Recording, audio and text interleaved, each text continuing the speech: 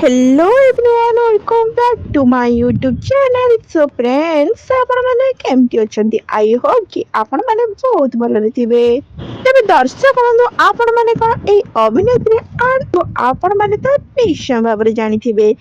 ତେବେ ଏଇ ସୁନ୍ଦରୀ ଅଭିନେତ୍ରୀର ପ୍ରକୃତ ଜୀବନସାଥୀକୁ ଜାଣିବା এই ଭିଡିଓରେ।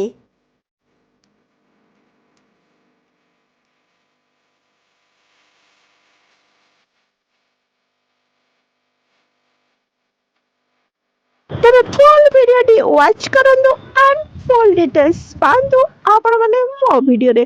ତେବେ ଏଇ ଅଭିନେତ୍ରୀଟିର ପ୍ରକୃତ ନାଁ ହେଉଛି ସ୍ମୃତି ରେଖା। ତେବେ ଦର୍ଶକ ବନ୍ଧୁ ଆପଣ ମାନେ ତ ଏଇ ସ୍ମୃତି ରେଖାକୁ ବେଶ ଭଲ ଭାବରେ ଜାଣିଥିବେ, ଯାହା ଫଳରେ କି ଜି ସାର୍ଥକରେ ପ୍ରସାରିତ ହେଉଥିବା ସିରିଏଲଟି ତୁ ଖରା ମୁଁ ଛାଇ ସିରିଏଲରେ ଲିଡ୍ ହିରୋଇନ ଭୂମିକାରେ ନଜରରେ ଆସିଛନ୍ତି ସ୍ମୃତି ରେଖା। ବର୍ତ୍ତମାନ ସମୟରେ ତ ସ୍ମୃତି ରେଖା ଘରେ ଘରେ ପରିଚିତ ହୋଇସାରିଛନ୍ତି। ତାଙ୍କର ଖୁବ୍ ସୁନ୍ଦର ଆକ୍ଟିଂ ଦେଖି ଦର୍ଶକ ମାନେ ଢେର ସାରା ଭଲ ପାଇବା ମଧ୍ୟ ଦେଇକି ତାଙ୍କୁ ବହୁତ ଆଗକୁ ମଧ୍ୟ ନେଇ ଆସିଛନ୍ତି। ଆପଣ ମାନେ ଖୁବ୍ ସୁନ୍ଦର ଭାବରେ ଜାଣିଥିବେ ସୁନା ଝିଅ ସିରିଏଲରେ। ତେବେ ସ୍ମୃତି ରେଖା ତ ତାଙ୍କର ପ୍ରଥମ କ୍ୟାରିୟର ରଜ ସୁନ୍ଦରୀରୁ ହିଁ ଷ୍ଟାର୍ଟ କରିଥିଲେ, ଯାହାଫଳରେ କି ରଜ ସୁନ୍ଦରୀର ୱିନର ହେଲା ପରେ ତାଙ୍କର ପ୍ରଥମ ସିରିଏଲ କରିବାର ଅପରଚୁନିଟି ଆସିଲା ତୁ ଖରା ମୋ ଛାଇ ସିରିଏଲରେ, ଯାହା ଫଳରେ କି ଜି ସାର୍ଥକ ତାକୁ ପ୍ରଥମ ଅପରଚୁନିଟି ଦେଇଥିଲେ। ତେବେ ସ୍ମୃତି ରେଖାଙ୍କର ପ୍ରକୃତ ବୟସ କହିବାକୁ ଗଲେ 25 ବର୍ଷ। ତେବେ ଆପଣ ମାନଙ୍କୁ ତ ନିଶ୍ଚୟ ଭାବରେ ଜଣେଇବି ସ୍ମୃତି ରେଖାଙ୍କ ପ୍ରକୃତ ଜୀବନସାଥୀଙ୍କ ବିଷୟରେ।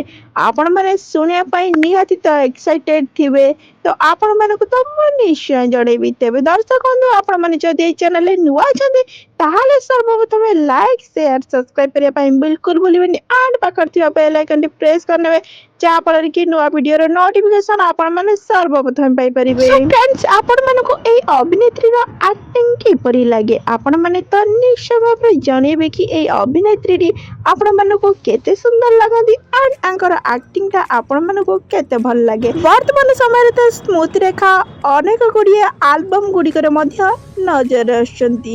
ବର୍ତ୍ତମାନ ସମୟରେ ଅନେକ ଗୁଡ଼ିଏ ଆଲବମ କରିସାରିଛନ୍ତି ସ୍ମୃତି ରେଖା। ତେବେ ସ୍ମୃତି ରେଖାଙ୍କର ପ୍ରକୃତ ଜୀବନସାଥୀ ବିଷୟରେ କହିବାକୁ ତ ମୁଁ ନିଶ୍ଚୟ ଭାବରେ ଚାହିଁବି ଆପଣ ମାନଙ୍କୁ। ତେବେ ସ୍ମୃତି ରେଖାଙ୍କର ପ୍ରକୃତ ଘର ହେଉଛି ଭୁବନେଶ୍ୱର ଠାରେ। ତାଙ୍କର ପରିବାର ବିଷୟରେ କହିବାକୁ ଗଲେ ତାଙ୍କ ବାପା ମା ଆଣ୍ଡ ସ୍ମୃତି ରେଖା ଗୋଟେ ହିଁ ଝିଅ ଅଟନ୍ତି। ତେବେ ସ୍ମୃତି ରେଖାଙ୍କ ପ୍ରକୃତ ଜୀବନସାଥୀ